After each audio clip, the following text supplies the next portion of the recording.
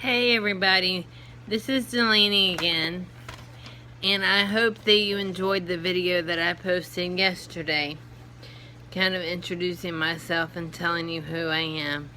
Look, Mom, no hat today, although I am going in for a haircut later. But anyways, I wanted to share with you my stroke story today. Some of you know it, some friends and family. Some friends and family and strangers don't know my stroke story at all as far as what actually happened the day of the stroke. So I would like to give you I go around and give talks to church and civic groups and nurse organizations. I had the opportunity to share with the neuroscience unit where I was at when I was first in ICU. Share with doctors, a whole bunch of other people, but I just wanted you to hear my personal stroke story, and you may find some similarities to your own, and you may not, but it's just something I just want you to know about me. So my stroke, I'll call it Stroke Day, was June the 6th, 2012. Of course, it had to be on D-Day. I'm a history teacher, so I had to pick a big day in history to have my stroke happen. But I had a really, really bad headache for about a week, and it was at the base of my neck. So it was like a headache that I had never had before. And what would happen is it would start hurting at the beginning of the day, and by the end of the day, my neck was so stiff, I could not move it from the left to the right. I was in so much pain, and my husband would try to rub it, and I'd just take ibuprofen or Tylenol or something to try to make it feel better, but the pain just wouldn't go away. So finally, on the Monday, the week of the stroke, I decided that if the headache didn't go away by Friday, then I would go to the doctor. Well, the stroke happened on a Wednesday. If something's not right with your body, people, or you feel like something's wrong, get it checked out. It's better to have nothing wrong with you than to have a worst case scenario, but that's a topic for another day. Anyways, I picked up my kids from daycare, my son, and then got my daughter from the bus stop. It was a very pretty day outside, so I let the kids play outside, and I was planning to clean out my car. I got a plastic bag to get all the trash and junk out of the car. You know how dirty cars can get with kids and husbands and everything else. So I started cleaning out my car, and I started feeling nauseous. And I thought, well, I'm just getting the beginnings of a stomach bug. And so I leaned back in the driver's seat, which was where I was at the time, and thought that if I rested for just a few minutes, then maybe I would feel better. Well, a few minutes passed, and I didn't feel better. The nauseousness kept increasing, and my left arm and my left leg started tingling, and they just felt motionless, like I couldn't move them. I could still move the right side of my body, but not the left, and so I knew something wasn't right. And I tried moving around and getting out of the car, but I could not do that. I started sweating profusely, and luckily my kids, they didn't know any of this was going on. They were still playing in the front yard. I had my cell phone in the front seat of the car. Now, who in the world puts a cell phone in the front seat of their car whenever they're cleaning out their car? Crazy people like me, but thank God I was crazy that day, and I had the cell phone in my car. I called my husband, and he told me because luckily I could still speak at that time, and he told me that he was 5 minutes away from home. And usually he, after work, would be off on his little adventures, going to look at this or look at that. But luckily that day he came straight home. And whenever he pulled into the driveway, he saw me slumped over the steering wheel, drenched in sweat. He thought that I had a heart attack. So he said, let's get in the car. We're going to a hospital, something, because he knew something wasn't right. So somehow, I don't remember how, I got into the passenger seat, and the kids were in the back seat. I don't even know if they were buckled up at the time. And down the road we went. I live out in the county, so the nearest hospital is like 30 minutes away. And those 30 minutes were the longest minutes of my life, because I literally felt like I was dying. It's kind of hard to describe, but it felt like each body part, each internal organ was getting ready to shut down. And I kept, at this point I could still talk, and I was screaming, this is it, this is it. I'm gonna die. I'm not ready to die. Meanwhile, my kids, who are 4 and 6 at the time, are hearing all of this in the back seat. And I just can't imagine what was going on through their head at the time. Whenever we got to the hospital, they got me inside and they figured out I'd had a stroke and wound up giving me TPA, which you medical people know what that stands for, but I can't remember. It's the clot busting drug to allow my blood to flow freely in my brain to break up the clot. Well, I came to and was okay for about 10 minutes, and everything felt fine. Then the TPA that had saved my life, my stroke had occurred on the left side of the brain, and on the right side the TPA caused a brain bleed.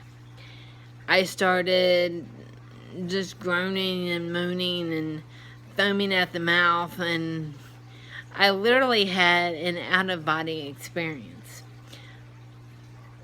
And I believe, you call it whatever you will, I was on my way out of here. I remember looking down, kind of hovering above the ceiling, and watching the nurses work on me.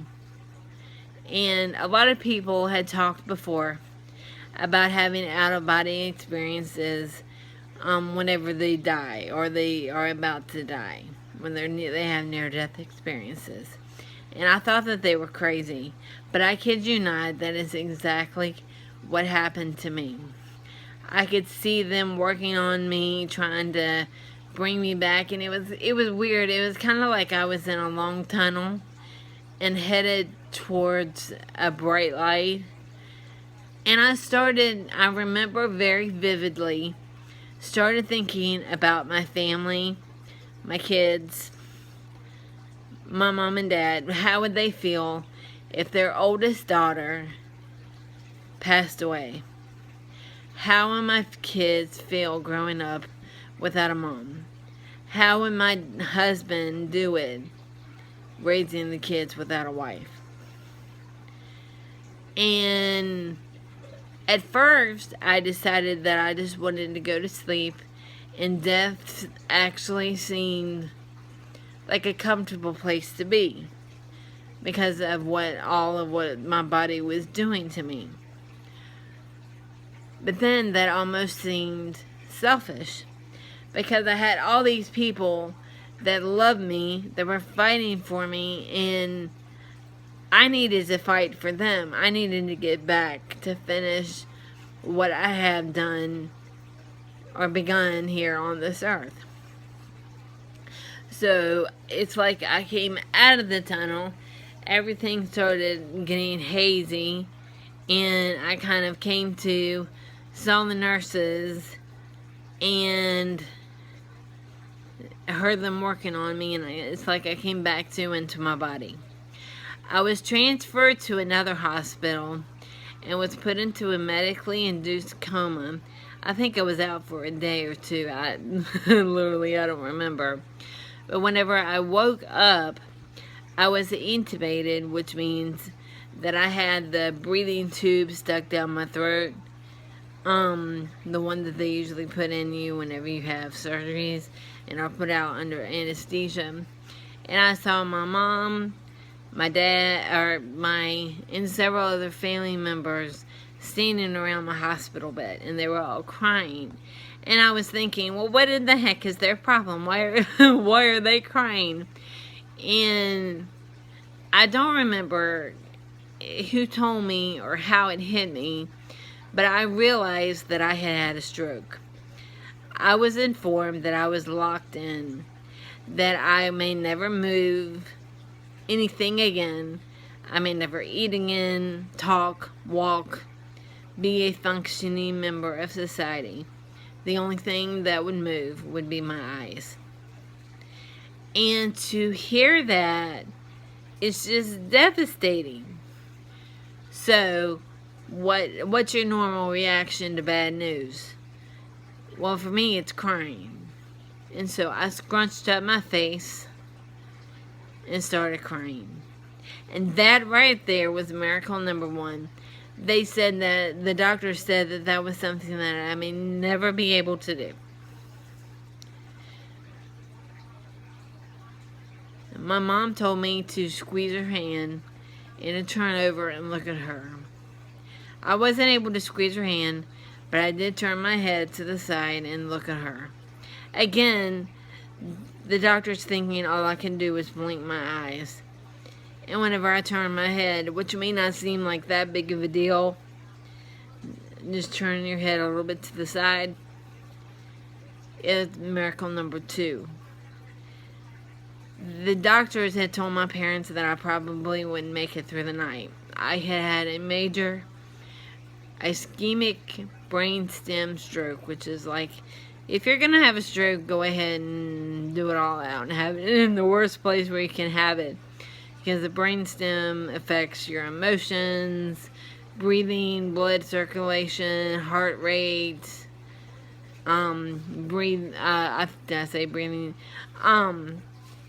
emotions, just about everything that your body does. And it was such a tiny little spot.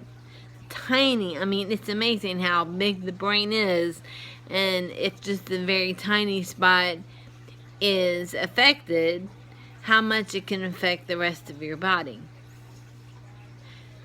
I, for 4 days, was stuck in the ICU, conscious, alert, stuck with the breathing tube down my throat.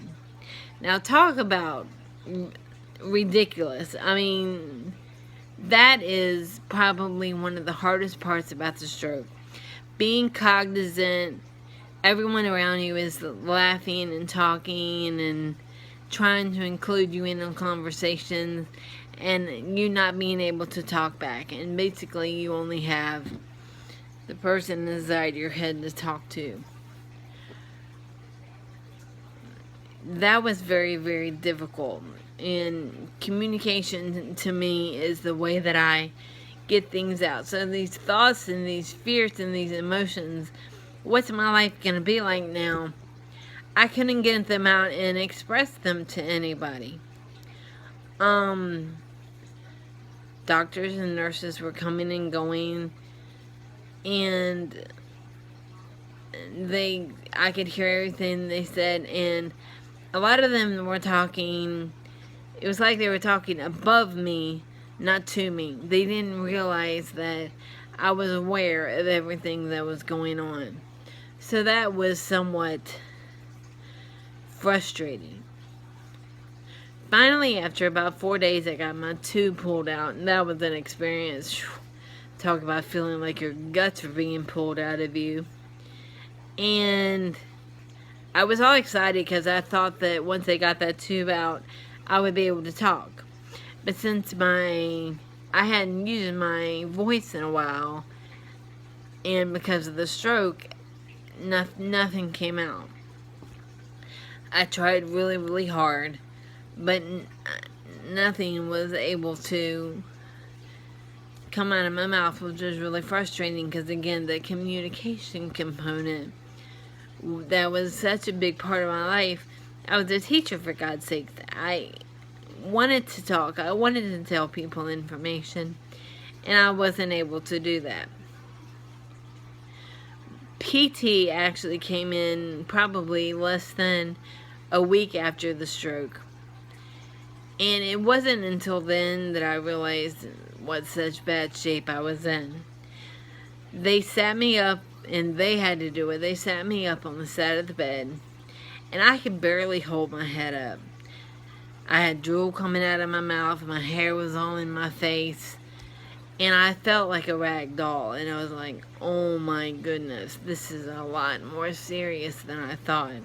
Because I thought maybe a couple weeks in the hospital and bam, I'd be home. That was not going to be the case. There's a lot of information in the book that I showed you yesterday. Talks more specifics. It tells you probably more than you need to know. Things I experienced, such as the bedpan. The bedpan roll, as I called it, because they have to roll you on and roll you off, because I couldn't sit on it. And my mom told me the first time that I used the bedpan, I peed like a boy, because everything went whoosh instead of down like it was supposed to. So peeing on myself became a daily occurrence, and it's just, and the one thing I really appreciated about the nurses and the staff is that whenever they came to clean me up, because I couldn't do it myself, it was just a normal, everyday occurrence for them. They didn't act like it was a big deal. They just cleaned me up, put new sheets on the bed, and gave me a new hospital gown and went about their business. And that made me feel, well, it's not comfortable to pee on yourself, but it made me feel as if they thought that it wasn't that big of a deal. So I got over the embarrassment really, really fast, because whenever you are given IV fluids to make sure you have plenty of, hydration in your system, you have to pee a lot. So that bedpan got a lot of use. Something else that I had to get used to was the, what do you call it? The sponge bath. Now, the only people that have seen me naked have been my husband, my doctor whenever I gave birth, and my mom wiping my butt whenever I was a baby. And the first time I was asked, would you like a sponge bath? Because it had been about a week or so, and I hadn't had a shower or nothing, and I was feeling very, very, very grimy. And at first I said, I just shook my head no, because I was like, there's no way somebody's going to see me naked. That ain't going to happen. Well, I really wasn't given a choice. They stripped me down and cleaned everything, and then put a new gown back on me, and I felt better. Whenever you feel all dirty and stuff, you take a shower, you get out, and you feel all nice and clean, and you just feel better. That's exactly how I felt. So I was like, oh, this isn't so bad. So I had several sponge baths, so to speak. But the first time a man gave me a sponge bath, that was very awkward. And the weird thing is that the guy looked exactly like my nephew. So it was like my nephew giving me a sponge bath, which is awkward to say the least. But the guy, again, giving credit to nurses, they don't get enough credit where credit is due. He made me feel comfortable. It was just part of his job. He talked about the weather. He talked about things that are going on in sports. Not that I care about sports, but he was making everything feel as comfortable as possible. These were things that I experienced in the neuroscience ICU. And whenever I had to leave to go to another subacute hospital, it felt like I was leaving home. I was scared because I knew that 24/7 somebody practically every hour was going to check on me and make sure that I was okay. Whenever I went to another hospital, the subacute hospital, there wasn't somebody there all the time. They had to use the call bell, and I couldn't even press the call bell. So kudos to my mom.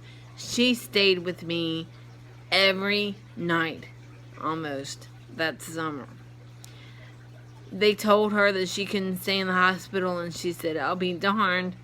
I'm staying with my daughter. She can't speak. She can't move. If she needs something, I'm going to be here for her.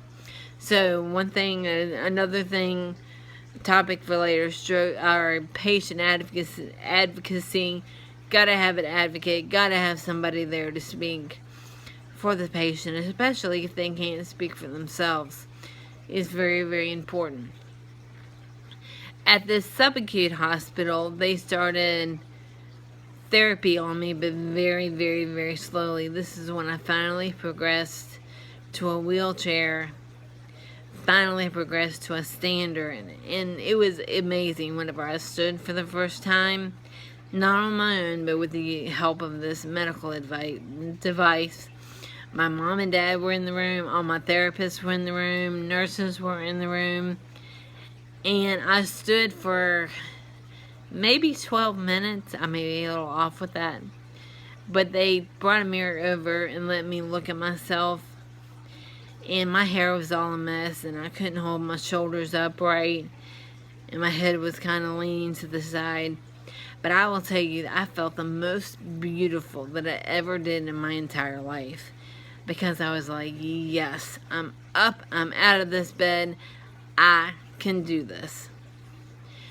So I stayed in the subacute hospital for about 2 months, then went back for inpatient rehab. And one funny story, I have several funny stories from whenever I was at the subacute hospital. My sister-in-law, whom I love dearly,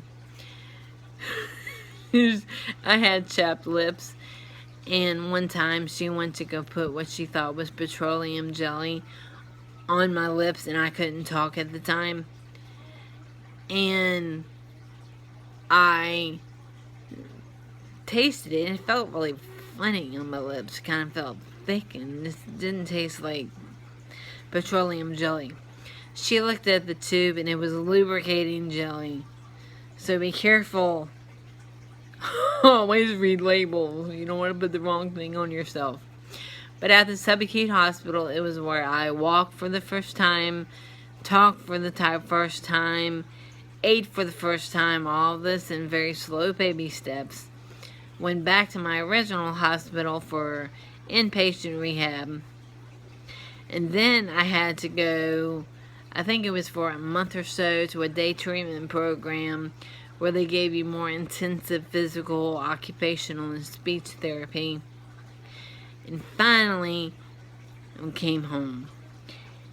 And I had this image in my head of how, and I'll talk about this on a later date, of how things were going to be whenever I got home. And I thought that it was going to be la la la perfect. Everything was going to fall into place and life would get back to exactly the way that it was before. Well, let me tell you, that didn't happen. And that's what this channel is for, is to discuss that life after stroke, it is different. It doesn't have to be worse than or better than it was before. It's just different. My husband and I were talking last night about some of the struggles that we have with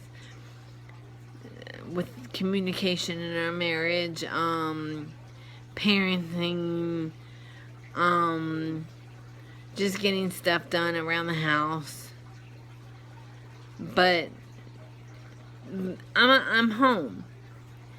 And I always say this, and people look at me like I'm crazy. But the summer of 2012 was the best summer of my life. I learned a lot to appreciate nurses and doctors and all that they do, all the things that are involved in their job. Everybody from the head doctors down to the janitors, the people in the cafeteria, the maintenance workers.